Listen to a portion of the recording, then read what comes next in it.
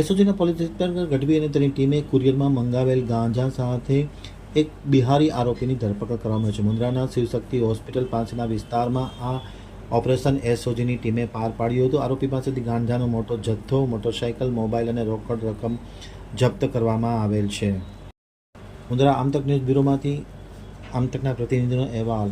એસઓજીની ટીમે કુરિયરમાં મંગાવેલ ગાંજા સાથે એક આરોપીને ઝડપી પાડ્યો હતો.